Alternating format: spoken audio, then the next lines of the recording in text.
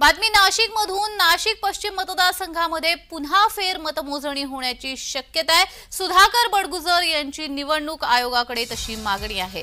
नाशिक पश्चिम मतदारसंघामध्ये पुन्हा फेर मतमोजणी होण्याची शक्यता वर्तवली जाते आहे। महाविकास आघाडीचे उमेदवार सुधाकर बडगुजर यांनी निवडणूक आयोगाकडे पत्रव्यवहार करत मागणी केली होती।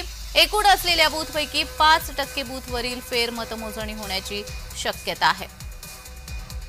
या फेर मतमोजणीसाठी एका बूथसाठी 40,000 रुपये शुल्क आणि जीएसटी भरण्याचे जिल्हाधिकाऱ्यांनी सुधाकर बडगुजर यांना पत्र दिलाय।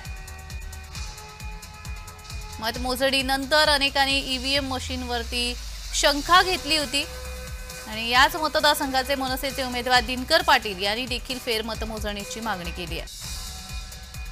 या संदर्भात अधिक माहिती देण्यासाठी आमचे प्रतिनिधी किरण कोटूर आपल्या सोबत जोडले गेलेले आहेत। किरण, नाशिक पश्चिम मतदारसंघामध्ये पुन्हा फेर मतमोजणी करण्याची मागणी सुधाकर बडगुजर यांनी केलेली आहे। अधिकची माहिती। खरं तर या संपूर्ण मतमोजणीनंतर अनेक नेत्यांनी ज्या ईव्हीएम मशीनवरती संशय व्यक्त केलेला होता आणि 2-3 दिवसांपूर्वी नाशिक पश्चिम मतदारसंघाचे महाविकास आघाडीचे उमेदवार सुधाकर बडगुजर यांनी सुद्धा या मतदारसंघात फेर तपासणी किंवा फेर मतमोजणीची एक मागणी केली होती आणि तशा पद्धतीचं एक पत्र जे आहे तरी निवडणूक आयोगाला पाठवलेलं होतं।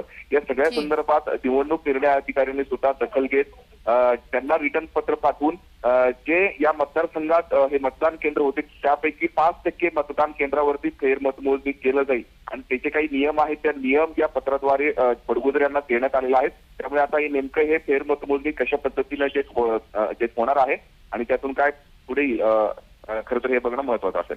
अगदीच धन्यवाद किरण, तुम्ही दिलेल्या सविस्तर माहितीसाठी।